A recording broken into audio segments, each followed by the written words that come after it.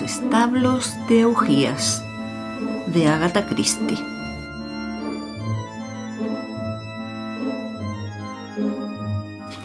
Capítulo 1. La situación es en extremo delicada, señor Hércules Poirot. Una ligera sonrisa distendió los labios del detective, que estuvo a punto de contestar: siempre lo es. Pero en lugar de ello, ajustó la expresión de su cara a lo que pudiera llamarse la extrema discreción de un médico de cabecera. Sir George Conway prosiguió su perorata. Las frases salían de su boca con facilidad. La sin igual delicadeza de la posición en que se encontraba el gobierno, el interés público, la solidaridad del partido, la necesidad de presentar un frente unido, el poder de la prensa, la prosperidad del país. Todo aquello sonaba muy bien y no tenía significado alguno. Hércules Poirot sintió ese dolor de mandíbula que se experimenta cuando uno tiene ganas de bostezar, pero lo prohíbe la buena educación. Había sentido la misma necesidad al leer los debates parlamentarios en la prensa, pero en aquella ocasión no se vio obligado a reprimir sus bostezos. Se armó de paciencia para resistir aquello. Sentía al propio tiempo cierta simpatía por Sir George Conway. El hombre quería sin duda decirle algo y se veía también que había perdido la costumbre de explicar las cosas sencillamente. Las palabras se habían convertido para él en un medio que le servía para oscurecer los hechos, no para aclararlos. Era un entusiasta de la frase conveniente, es decir, de la frase que suena bien al oído y carece por completo de significado. Las palabras siguieron fluyendo, mientras la cara del pobre Sir George enrojecía por momentos. Lanzó una mirada desesperada al hombre que se sentaba a la cabecera de la mesa y el otro acudió en su ayuda. «Está bien, George, yo se lo explicaré», dijo Edward Ferrier. Hércules Poirot apartó su mirada del ministro de la Gobernación y la fijó en el jefe de gobierno. Sentía un intenso interés por Edward Ferrier, un interés promovido por una frase casual que oyó a un anciano de 82 años. El profesor Fergus MacLeod, después de resolver un problema de química surgido al probar la culpabilidad de un asesino, había hablado un poco de política. Cuando se retiró el famoso y generalmente estimado John Hammett, ahora Lord Cornwallis, su hijo político, Edward Ferrier, fue llamado a formar gobierno. Comparando su edad con la de los principales políticos, era un hombre joven, pues todavía no había llegado a los 50 años. El profesor MacLeod había dicho: «Ferrier es uno de mis discípulos, es un hombre cabal». Eso fue todo, pero para Hércules Poirot representaba mucho. Si MacLeod calificaba de cabal a un hombre, era una prueba de su carácter que no admitía comparación con cualquier entusiasmo popular o periodístico. A decir verdad, ello coincidía con la opinión general. Edward Ferrier estaba considerado como un hombre cabal y entero, sin más aditamento, ni brillante ni eminente, no como un orador de particular elocuencia, ni como hombre de vastos estudios. Era un ciudadano recto, educado en la más pura tradición, el que se casó con la hija de John Hammett, de quien, por decirlo así, fue la mano derecha. Podía confiársele el gobierno de la nación, pues seguiría la misma política de su antecesor. Porque John Hammett gozó de profunda estimación por parte del pueblo y la prensa inglesa. En él estaban representadas cada una de las cualidades favoritas de los británicos. La gente estaba segura de su honradez. Se contaban anécdotas sobre su sencilla vida hogareña y su afición a la jardinería. Si Baldwin hizo famosa su pipa y Chamberlain el paraguas, John Hammett popularizó su impermeable. Siempre lo llevaba puesto. Era una prenda usada y deslucida por el tiempo, como un símbolo del clima inglés, de la prudente previsión de la raza, de su apego a sus viejas propiedades. Además, John Hammett sabía cómo hablar en público a la manera inglesa. Sus discursos, pronunciados en tono reposado y serio, contenían esos tópicos simples y sencillos tan profundamente arraigados en el corazón de los ingleses. Los extranjeros criticaban algunas veces esos discursos, diciendo que eran hipócritas a la vez que intolerablemente liberales. John Hammond no tenía ningún inconveniente en ser liberal, de una forma deportiva, como educado en una escuela pública. Por otra parte, era hombre de buena presencia, alto y erguido, de tez blanca y brillantes ojos azules. Su madre nació en Dinamarca y él fue durante muchos años primer lord de almirantazgo, lo cual dio lugar a que lo apodaran el Vikingo. Cuando su poca salud le forzó por fin a dejar las riendas del gobierno, se experimentó un desasosiego general. ¿Quién le sucedería? ¿El refulgente Lord Charles de la Field? Demasiado brillante. Inglaterra no necesitaba brillantez. Ivan Whitelair, inteligente, pero quizá un poco falto de escrúpulos. John Potter, la clase de hombre capaz de convertirse en un autócrata, y los ingleses no necesitaban tal cosa en su país. Por lo tanto, todos dieron un suspiro de alivio cuando el reposado Edward Ferrier asumió el cargo. Ferrier era el hombre apropiado. Había sido preparado por el viejo con cuya hija se casó. Según la popular expresión inglesa, Ferrier se sostendría. Hércules Poirot fijó su mirada en aquel hombre sereno, de cara enigmática y voz agradable. Era delgado, moreno y tenía aspecto de estar fatigado. Edward Ferrier estaba diciendo: «Tal vez, señor Poirot, conocerá usted un semanario titulado el X-Ray News». «Le di una ojeada de vez en cuando», admitió Poirot, enrojeciendo ligeramente. «Entonces ya sabe usted poco más o menos en qué consiste», dijo el primer ministro. «Es una especie de libelo con párrafos detonantes que apuntan sensacionalmente a hechos que se suponen secretos. Algunos de ellos son verdaderos, otros inofensivos, mas todos servidos de una forma picante. En ciertas ocasiones...» Hizo una pausa y luego prosiguió con voz un poco alterada. «En ciertas ocasiones hay algo más». Hércules Poirot no replicó. «Desde hace 2 semanas», continuó Ferrier, «se vienen haciendo insinuaciones sobre el inminente descubrimiento de un escándalo mayúsculo en las más altas esferas políticas. Asombrosas revelaciones de corruptelas». El detective se encogió de hombros y observó. «Un truco vulgar. Cuando esas revelaciones salen a la luz, decepcionan generalmente a los que gustan del sensacionalismo». Ferrier contestó con sequedad: «Esta vez no quedarán decepcionados». «Entonces, ¿sabe usted de qué se trata?», preguntó el detective. «Poco más o menos». Edward Ferrier calló durante unos instantes y después empezó a hablar. Cuidadosa y metódicamente fue exponiendo lo ocurrido. No era una historia muy edificante. Acusaciones de desvergonzados embrollos, escamoteo de valores públicos, empleo fraudulento de los fondos del partido. Todos esos cargos se hacían contra el último jefe de gobierno, John Hammond. Demostraban que fue un bribón redomado que, con un colosal abuso de confianza y utilizando su posición, había amasado una gran fortuna personal. La voz reposada de Ferrier cayó al fin. El ministro de la Gobernación gruñó. «Es monstruoso», farfulló. «Monstruoso. Ese Perry, el que edita el periodicucho, debía ser fusilado». Poirot preguntó: «¿Y esas revelaciones, o lo que sean, van a publicarse en el X-Ray News?» «Sí». «¿Qué medidas piensa usted adoptar contra ello?» Ferrier contestó lentamente. «Constituyen un ataque personal a John Hammond. Por lo tanto, tendrá perfecto derecho a demandar al periódico por difamación». «¿Está dispuesto a ello?» «No». «¿Por qué?» «Posiblemente nada agradaría más al X-Ray News», le contestó el primer ministro. «La propaganda que esto le daría sería enorme. Su defensa se basaría en que todo consiste en un comentario imparcial y que las declaraciones hechas son verdad. El asunto sería expuesto exhaustivamente a la curiosidad pública. Pero así y todo, si el caso se falla contra el periódico, los gastos serán elevados en extremo».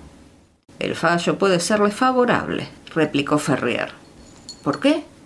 «En realidad, yo creo que...», insinuó Sir George. Pero Edward Ferrier estaba ya hablando. porque lo que quieren publicar es pura y simplemente la verdad. Sir George lanzó un gruñido como quejándose de una franqueza totalmente antiparlamentaria. «Pero Edward», exclamó, «seguramente no admitiremos». La sombra de una sonrisa pasó por la cara fatigada del primer ministro. «Por desgracia, George», dijo, «hay veces en que debe decirse la verdad desnuda. Esta es una de ellas». «Ya comprenderá, señor Poirot», exclamó Sir George, «que esto es estrictamente confidencial. Ni una palabra». Ferrier lo interrumpió. «El señor Poirot lo comprende perfectamente», dijo. «Lo que tal vez no haya entendido es esto. El futuro del partido está en juego. Nuestro partido se mantiene por lo que representa para el pueblo de Inglaterra, porque defiende la decencia y la honradez. Nadie nos consideró nunca como políticos insignes. Nos habremos confundido y equivocado, pero siempre seguimos la tradición de hacerlo todo como mejor hemos sabido. Y además, hemos sido partidarios de la honradez estricta. El desastre que se nos viene encima consiste en que el hombre que era nuestro caudillo, el honrado hombre del pueblo par excellence, ha resultado ser uno de los peores bribones de esta generación». Sir George profirió otro gruñido. «¿No se había enterado usted de lo que pasó?», preguntó Poirot. La sonrisa cruzó de nuevo aquella cansada cara. «Tal vez no me crea, señor Poirot», dijo Ferrier, «pero al igual que los demás, estaba completamente engañado. Nunca comprendí la curiosa actitud de reserva que mi esposa guardaba respecto a su padre. Pero ahora ya lo entiendo. Ella conocía su manera de ser. Cuando la verdad comenzó a revelarse», continuó después de una pausa, «me horroricé, no lo pude creer. Instamos la renuncia de mi suegro al cargo que ostentaba basándonos en su poca salud y nos pusimos a limpiar la porquería». Sir George refunfuñó. «Los establos de Augías». Poirot dio un respingo. «Me temo», dijo Ferrier, «que sea una tarea demasiado hercúlea para nosotros. Una vez que los hechos sean del dominio público, se producirá una ola de reacción por todo el país. Caerá el gobierno, se convocarán nuevas elecciones y Eberhard y su partido volverán al poder. Ya conoce usted el problema político de Eberhard». Sir George balbuceó. «Un incendiario, eso es». «Eberhard es hábil», comentó lentamente Ferrier, «pero es temerario, belicoso y carece por completo de tacto. Sus seguidores son ineptos y vacilantes. Prácticamente sería una dictadura». Hércules Poirot asintió. «Tan solo con que pudiéramos mantener secreto el asunto», insinuó Sir George. El primer ministro sacudió despacio la cabeza. Fue un gesto de desaliento. «¿Acaso duda de que pueda guardarse secreto?», preguntó Poirot. «Lo he llamado, señor Poirot, contando con usted como último recurso», dijo Ferrier. «En mi opinión, este asunto es demasiado grave y lo conoce demasiada gente para que se pueda ocultar con éxito. Los dos únicos medios de que disponemos, simple y llanamente, son la fuerza o el soborno, y no espero que prospere ninguno de ellos». El ministro de la Gobernación ha comparado nuestro problema con los establos de Augías. Se necesita, señor Poirot, la violencia de un río desbordado, el impulso desatado de las fuerzas de la naturaleza, nada menos que un milagro. «Se necesita, en resumen, un Hércules», dijo Poirot, moviendo afirmativamente la cabeza con expresión complacida. «Recuerde que me llamo Hércules», añadió. «¿Puede hacer usted el milagro, señor Poirot?», preguntó Ferrier. «Para eso me llamó, ¿no es cierto? Pensó que tal vez yo pudiera hacerlo, ¿verdad?». «Así es. Me di cuenta de que si queríamos conseguir la salvación, solo podía venir esto a través de una inteligencia fantástica y fuera de las reglas habituales». Y prosiguió al cabo de un momento.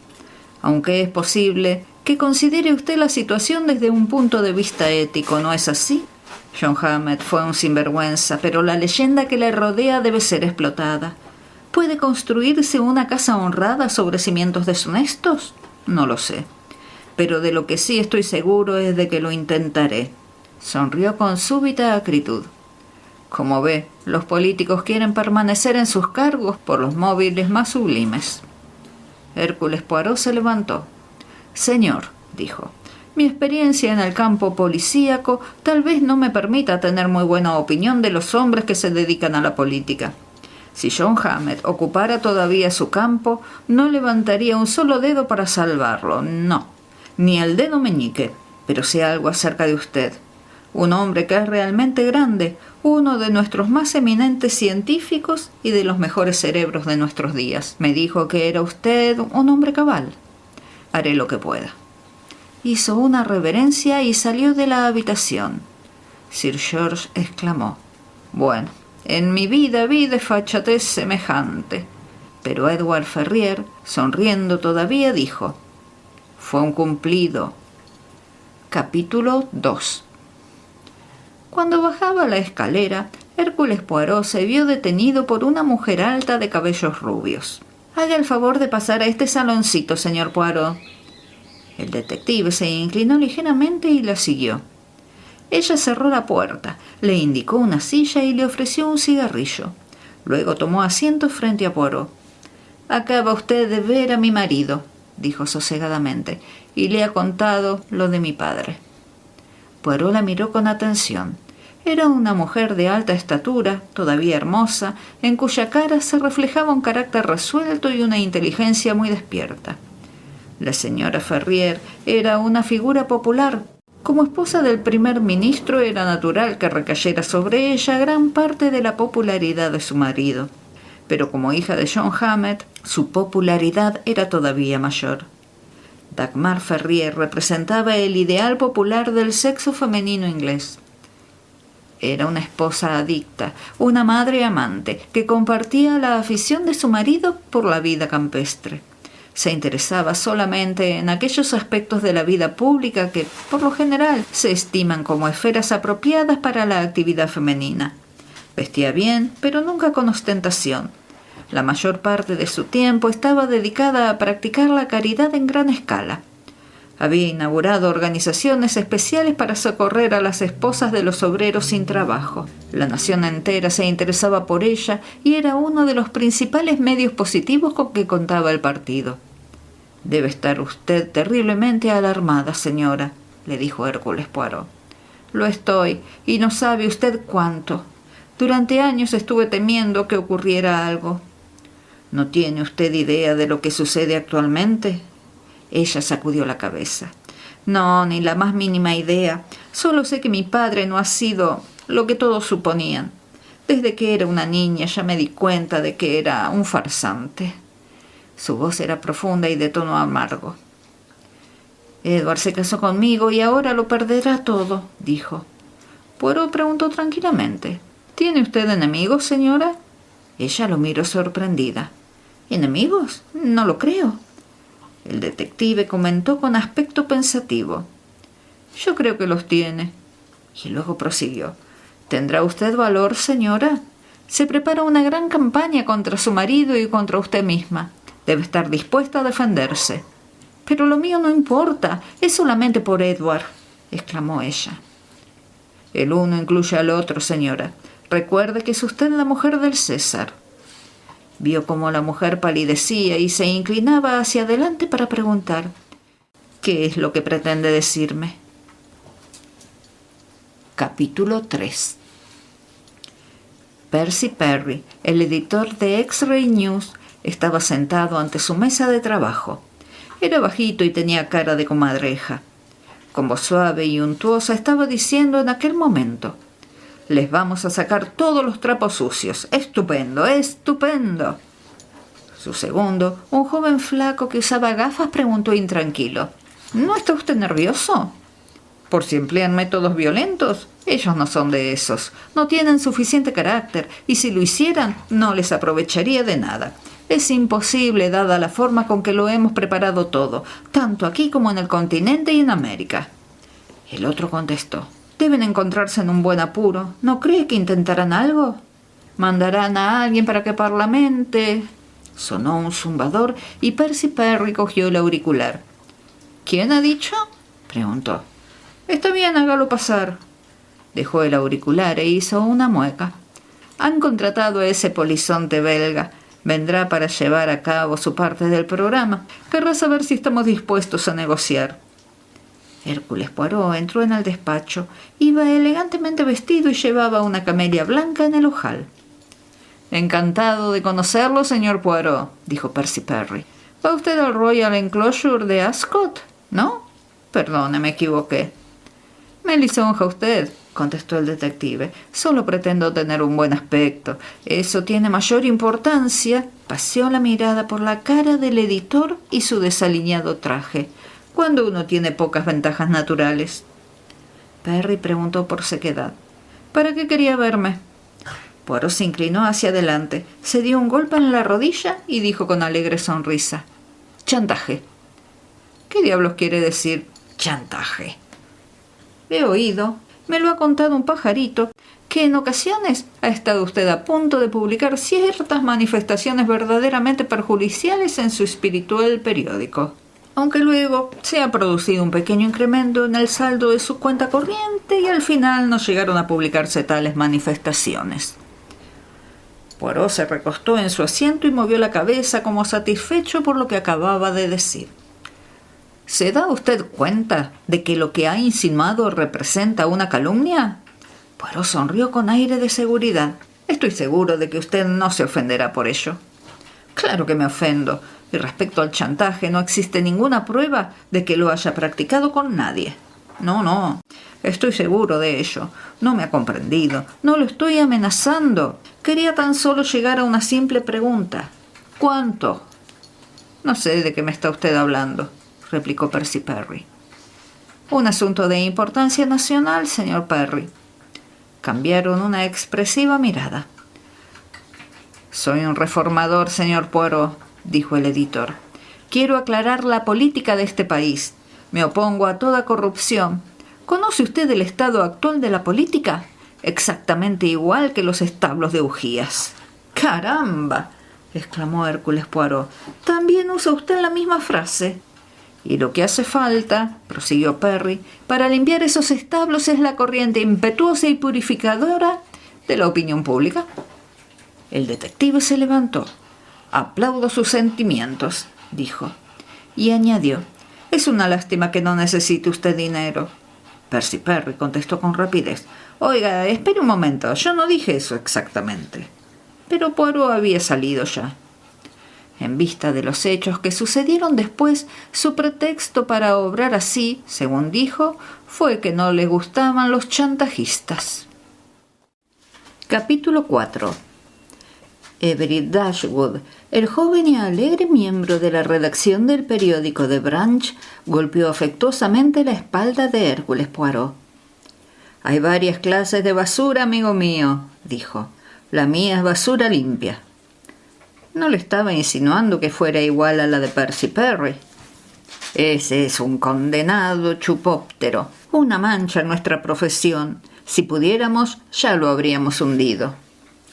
Pues sucede, explicó Poirot, que en este momento me encargo de un pequeño asunto consistente en aclarar un escándalo político.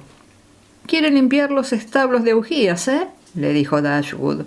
«Demasiado pesado para usted.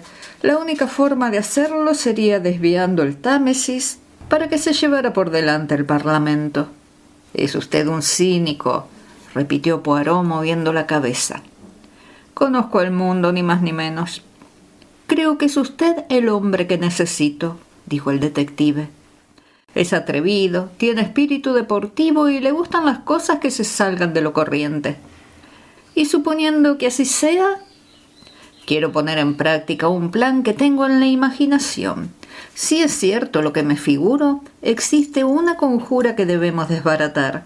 Y todo ello, amigo mío, constituirá otra noticia que su periódico publicará antes que ningún otro». «De acuerdo», dijo alegremente Dashwood. «Estará relacionado con un grosero complot que fraguan contra una mujer. Mejor que mejor, estas cosas de mujeres siempre interesan a la gente. Entonces, siéntese y escuche». Capítulo 5. La gente hablaba. En el bar El Ganso y las Plumas de Little Hambleton. Bueno, pues yo no lo creo. John Hammett fue siempre un hombre honrado, no faltaba más. Ya quisieran parecérsele muchos de esos politicastros que andan por ahí. Eso es lo que siempre se dice de los estafadores antes de ser descubiertos. Cuentan que hizo miles de libras en el asunto del petróleo de Palestina, un negocio de los más sucios. Todos ellos están cortados con el mismo patrón, no son ni más ni menos que unos asquerosos bribones. Eberhard nunca haría eso, pertenece a los de la vieja escuela. Está bien, pero no creo que John Hammett sea lo que dicen. Si fueras a creer todo lo que ponen los periódicos... La mujer de Ferrier es hija suya. ¿Has oído lo que cuentan de ella? Todos se inclinaron sobre un sobado ejemplar de X-Ray News. La mujer del César, hemos oído que cierta dama relacionada con las más altas esferas políticas fue vista el otro día en un ambiente verdaderamente extraño y acompañada por su gigoló. Oh, Dagmar, Dagmar, ¿cómo puedes ser tan picarona? Una voz rústica comentó: la señora Ferrier no hace esas cosas. Gigoló, uno de esos desvergonzados extranjeros. Otra voz replicó: no te fíes nunca de las mujeres. Si quieres que te diga la verdad, creo que no hay ni una buena. Capítulo 6. La gente hablaba. Mira, querida, yo creo que es absolutamente cierto. A Noemí se lo dijo Paul, y oyó cómo lo contaba Andy. Es una depravada. Pero siempre fue tan normal y nunca salió de casa a no ser que tuviera que inaugurar alguna tómbola benéfica. Simple camuflaje, querida. Es ninfomaníaca. Bueno, ya sabes, eso es lo que dice el X-Ray News. Claro que no lo pone con todas las palabras, pero lo puedes leer entre líneas. No sé cómo se enteraron de esas cosas. ¿Y qué me dices del escándalo público que dejan entrever? Aseguran que su padre malversó los fondos del partido. Capítulo 7. La gente hablaba. No me gusta pensar en ello, se lo aseguro, señora Rogers. Pues ya ve usted, siempre pensé que la señora Ferrier era una mujer que sabía lo que hacía. ¿Cree usted que todas esas atrocidades son verdad? Como le dije antes, no me gusta pensar eso de ella. ¿Quién lo iba a imaginar? Si hace tan solo unos meses, en junio, inauguró una tómbola en Belchester. Y estuve tan cerca de ella como lo estoy ahora de este sofá. Tenía una sonrisa tan agradable. Sí, pero yo digo que cuando el río suena... Desde luego, eso es verdad. Dios mío, parece como si no pudiera fiarse una de nadie. Capítulo 8. Edward Ferrier, con la cara pálida y tensa, se dirigió a Poirot. Esos ataques a mi mujer son obscenos, absolutamente obscenos. Voy a entablar una demanda contra ese vil periodicucho. Yo no le aconsejaría eso, observó Poirot. Pero convendrá conmigo en que esas condenadas mentiras deben acabar. ¿Está usted seguro de que son mentiras? Maldita sea, sí. Con la cabeza ligeramente ladeada, Poirot preguntó: ¿y qué dice su esposa? Por un momento, Ferrier pareció desconcertarse. Ella opina que lo mejor es no darse por enterados, pero yo no puedo hacerlo. Todo el mundo habla. Sí, todo el mundo habla, replicó el detective. Capítulo 9. Y entonces apareció la lacónica noticia en todos los periódicos. La señora Ferrier sufre una ligera depresión nerviosa y ha salido para Escocia con el fin de descansar. Conjeturas, rumores, informes fidedignos de que la señora Ferrier no estaba en Escocia, de que nunca estuvo allí. Historias escandalosas acerca del verdadero paradero de la señora Ferrier. Y la gente habló de nuevo. Te digo que Andy la vio en ese lugar tan indecente. Estaba borracha o había tomado drogas. La acompañaba Ramón, ese antipático gigoló argentino. ¿Ya ves? Y más habladurías. La señora Ferrier se había ido al extranjero con un bailarín argentino. La habían visto en París atiborrada de drogas. Las tomaba desde hace muchos años y bebía como un pez. Lentamente, la recta mente inglesa, al principio incrédula, fue tomando una actitud condenatoria contra la señora Ferrier. Al fin y al cabo, parecía como si hubiera algo de cierto en todo lo que se decía. Aquella no era la clase de mujer apropiada para ser la esposa del primer ministro. Una Jezabel, ni más ni menos que una Jezabel. Y luego llegaron las fotografías. La señora Ferrier, en París, en un club nocturno, recostada y con un brazo posado familiarmente sobre el hombro de un joven moreno, de tez oscura y aspecto depravado. Y en otras circunstancias, medio desnuda en una playa con la cabeza reclinada en el hombro de aquel lagarto de salón. Debajo de la foto, la señora Ferrier se divierte. 2 días después se presentó una demanda de difamación contra el X-Ray News. Capítulo 10. Sir Mortimer Anglewood, abogado de la corona, inició el caso por la parte demandante. El aspecto del abogado era grave y parecía poseído de virtuosa indignación. La conjura solo igualable al famoso caso del collar de la reina, familiar a los lectores de Alejandro Dumas. El complot imaginado para difamar a la reina María Antonieta ante los ojos del populacho. Y esa conjura había sido tramada de nuevo para desacreditar a una noble y virtuosa señora que ocupaba en el país la posición de la mujer del César. Sir Mortimer habló con amargo menosprecio de fascistas y comunistas, pues ambos trataban de minar las democracias con toda clase de maquinaciones. Luego llamó a sus testigos. El primero fue el obispo de Northumbria. El doctor Henderson era una de las más conocidas figuras de la Iglesia anglicana, un hombre de gran piedad e integridad de carácter. Tenía amplio criterio, era tolerante y pasaba por ser un gran predicador. Todos los que lo conocían sentían por él profundo respeto y cariño. Subió al estrado y juró que durante las fechas mencionadas la señora Edward Ferrier había estado en el palacio invitada por su esposa y por él. Agotada por su intensa actividad haciendo buenas obras, le había sido recomendado un reposo absoluto. Su visita se mantuvo en secreto para evitar cualquier molestia por parte de la prensa. Un médico eminente siguió al obispo y atestiguó que había ordenado a la señora Ferrier un completo descanso, con ausencia de toda preocupación. Una practicante testimonió luego que había atendido a la señora Ferrier en la residencia del obispo. El siguiente testigo que compareció fue Delma Anderson. Un estremecimiento recorrió la sala cuando la testigo subió al estrado.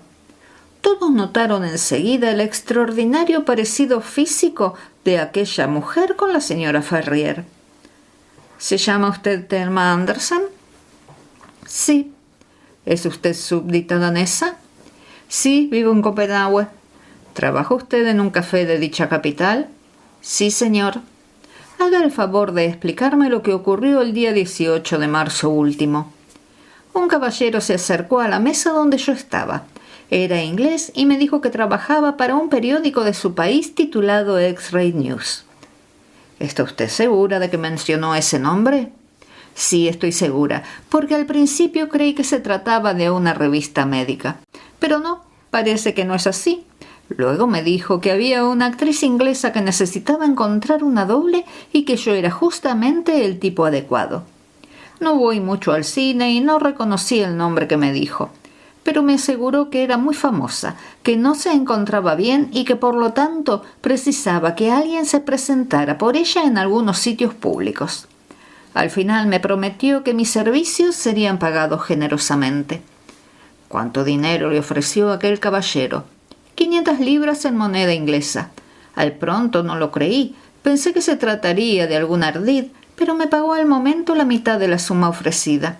Como es lógico, me apresuré a comunicar al dueño del café que dejaba el empleo. La relación prosiguió. La llevaron a París, donde le facilitaron buenas ropas y fue provista de una escolta. Un caballero argentino muy solícito, muy respetuoso y atento. Al parecer, La mujer se había divertido. Vino en avión a Londres y frecuentó varios clubs nocturnos acompañada por el caballero de tez morena. En París la fotografiaron junto a él. Admitió que algunos de los sitios en que estuvieron no eran muy refinados. De veras no eran nada respetables. Y algunas de las fotos que se tomaron tampoco eran de buen gusto. Pero según le dijeron, aquellas cosas eran necesarias para la publicidad y el señor Ramón había sido siempre muy respetuoso. Contestando a varias preguntas, declaró que nunca se mencionó el nombre de la señora Ferrier y que no supo jamás que aquella señora era a la que había estado suplantando. Creía que en todo aquello no había nada malo. Identificó algunas fotografías que le fueron mostradas y dijo que habían sido hechas durante su estancia en París y la Riviera. Se veía que Thelma Andersen hablaba de buena fe. Era una mujer agradable, aunque ligeramente tonta. Cuando comprendió lo que había hecho, su disgusto quedó bien patente para todos. La defensa no convenció a nadie. Fue una frenética negación de haber tenido algún trato con la Andersen. Las fotos en cuestión habían sido enviadas a la redacción de Londres, donde supusieron que eran auténticas. El discurso en que Mortimer presentó sus conclusiones definitivas levantó el entusiasmo. Describió el asunto, calificándolo de cobarde conjura política planeada para desacreditar al primer ministro y a su esposa. Todas las simpatías debían verterse sobre la infortunada señora Ferrier. El veredicto, una conclusión que podía adelantarse, fue pronunciado en medio de escenas sin precedentes. Los perjuicios se cifraron en una suma fabulosa. Cuando la señora Ferrier, su marido y su padre salieron de la sala, fueron recibidos por el clamor afectuoso de una gran muchedumbre. Capítulo 11. Edward Ferrier asió efusivamente la mano de Poirot. «Mil gracias, señor Poirot. Esto acaba de una vez con el X-Ray News. Ese indecente papelucho está destruido por completo. Lo tenía merecido por planear un complot tan asqueroso. Contra Dagmar, además, que es la criatura más buena del mundo. Gracias a Dios se las compuso usted para que el asunto apareciera ante todos tal como era. ¿Cómo se le ocurrió la idea de que pudieran estar utilizando un doble?» «No fue idea nueva», le recordó Poirot. «Fue empleada con éxito en el caso de Jean de Lamotte, cuando suplantó la personalidad de María Antonieta». «Ya comprendo. Tendré que volver a leer El collar de la reina. Pero ¿cómo encontró usted precisamente a la mujer que estaban empleando para ello?» «La busqué en Dinamarca y bien pronto la localicé». «¿Y por qué en Dinamarca?» «Porque la abuela de la señora Ferrier era danesa y ella misma tiene un tipo marcadamente danés, pero además había otras razones. El parecido es chocante en extremo. ¡Qué idea más diabólica! ¿Cómo llegaría esa rata de Percy a pensar en ello?» Poirot sonrió. «No fue él», se dio un golpe en el pecho. «Fui yo el que pensó en ello». Edward lo miró fijamente. «No lo entiendo. ¿Qué quiere decir?» Poirot explicó. «Debemos retroceder a una historia mucho más vieja que la del collar de la reina, a la de la limpieza de los establos de augías. Lo que Hércules utilizó fue un río, es decir, una de las grandes fuerzas de la naturaleza. Modernice eso, cuál es también una de esas grandes fuerzas. El amor y las cosas relacionadas con él, ¿verdad? Es el aspecto amoroso el que hace que se vendan las novelas y el que da interés a las noticias.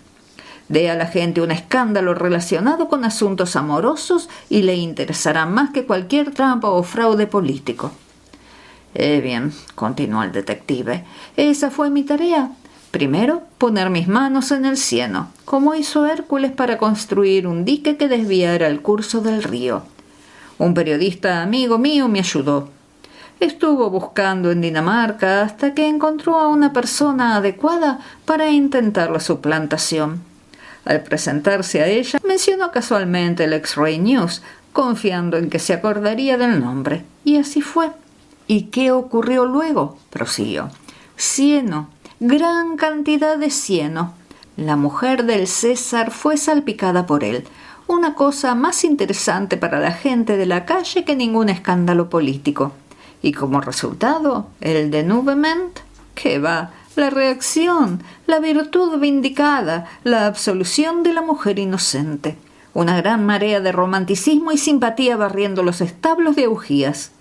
Si todos los periódicos del país publicaran ahora la noticia de los desfalcos cometidos por John Hammett, nadie lo creería. Sería considerada como otra conjura política para desacreditar del todo al gobierno. Edward Ferrier aspiró profundamente el aire. Por unos momentos, Poirot estuvo más cerca que nunca de ser víctima de una agresión personal. «Mi esposa, ¿se atrevió usted a utilizarla como...?» Por fortuna, quizá, la señora Ferrier entró en aquel preciso instante. «Bueno», dijo ella, «todo acabó bien. Dagmar, ¿estabas enterada de todo lo que pasaba?» «Desde luego, querido», contestó Dagmar Ferrier, y sonrió con gentil y maternal sonrisa de una esposa afectuosa. «¿Y no me dijiste nada?» «Pero, Edward, de haberlo sabido, no hubieras permitido que Monsieur Poirot lo hiciera». «Claro que no lo hubiera permitido». Dagmar sonrió. «Eso es lo que nosotros pensamos». «¿Nosotros?» «Monsieur Poirot y yo». Repartió su sonrisa entre su marido y el detective y añadió: «Descansé muy bien los días que estuve en casa de nuestro querido obispo y ahora me encuentro llena de energías. Quieren que vaya a Liverpool el próximo mes para bautizar un nuevo buque de guerra. Creo que será conveniente ir, en bien de la popularidad».